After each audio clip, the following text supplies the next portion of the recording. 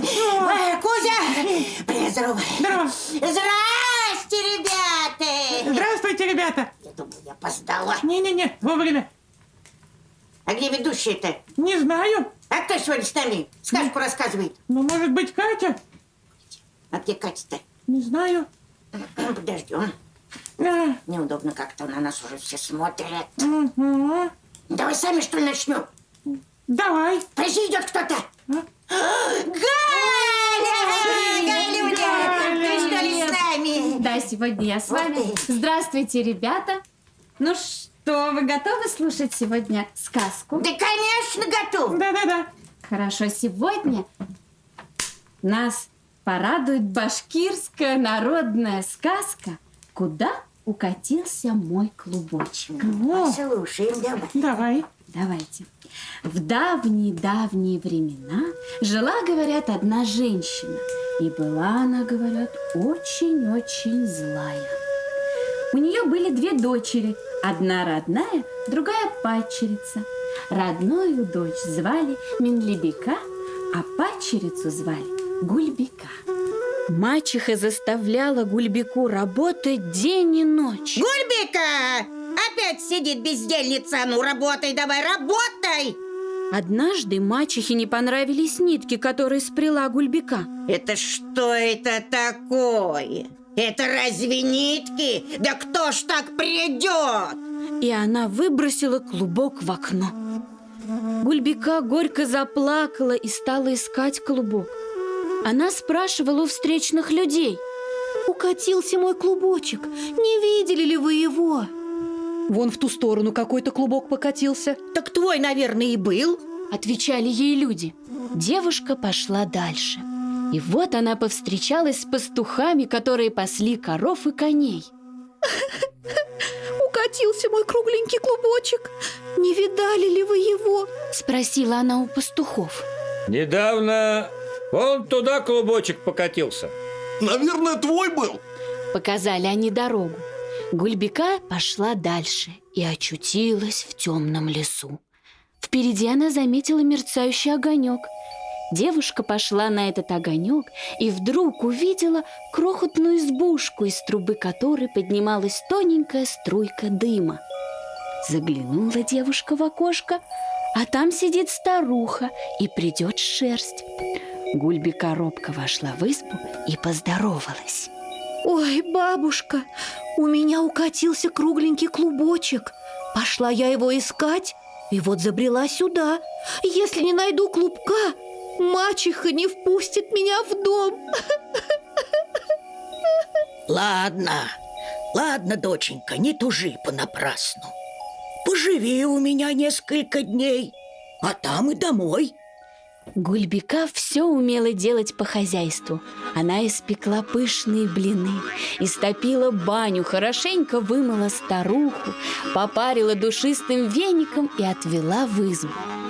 Затем Гульбека накормила старуху досыта и напоила чаем. Ладно, доченька, вот тебе твой клубочек. Иди, только прежде поднимись на чердак. Там есть один маленький зеленый сундук. Ты возьми его себе и не открывай, пока не войдешь в свой дом. Гульбека попрощалась со старушкой, поблагодарила ее и пошла домой. Когда она стала подходить ко двору, из подворотни выбежала их маленькая собачонка и затявкала. Тяв-тяв-тяв-тяв-тяв! Девушка шла умирать, а назад идет живой и богатый! Гульбека вошла в дом, открыла сундучок и глазам своим не поверила. Он был полон золота и серебра. Мачеха закричала: Откуда у тебя такое богатство? Гульбека рассказала, как она пошла искать свой клубок и пришла к старухе. Мать решила: Пусть и моя дочь разбогатеет так же, как Гульбека. и выбросила клубок своей родной дочери за дверь. Клубочек укатился. Минлебека у встречных людей спрашивал: Укатился мой клубочек. Не видали вы его? Какой еще клубок? А какой-то клубок покатился вон в ту сторону. А я не видела. Да, куда туда, покатился? туда. Да куда? А, наверное, это твой клубок и был. Девушка пошла дальше. Вскоре она повстречалась с пастухами. Укатился мой клубочек. Не видали вы его? Совсем недавно клубочек покатился вон туда. Наверное, твой и был. Показали дорогу пастухи. Шла девушка, шла, дошла до той же старухи и также осталась у нее. Старуха решила ее испытать и попросила испечь блины. Девушка ничего не умела делать. Блины у нее подгорели, стали черными-причерными. На следующий день она поленилась принести дрова и затопила баню соломой. В бане Минлебека поколотила бабушку ручкой веника, затем схватила ее за волосы и вытолкала в шею. Дома, поставив наспех самовар, кое-как напоила старуху чаем. После этого она сказала: Бабушка, бабушка, ну не пора ли мне уже домой пойти? Иди, доченька, только не с пустыми руками. Вот тебе твой клубок. А еще на чердаке есть один желтый сундучок. Его возьми себе. Только не открывай его, пока не войдешь в свой дом. сказала старуха. Девушка взяла желтый сундучок и пошла домой. Когда она стала подходить ко двору, собачонка увидела ее, выбежала из подворотни и затявкала. Тяв-тяв-тяв-тяв-тяв! Девушка ушла за богатством, а идет со змеями да лягушками. Девушка вошла в дом и открыла свой сундучок.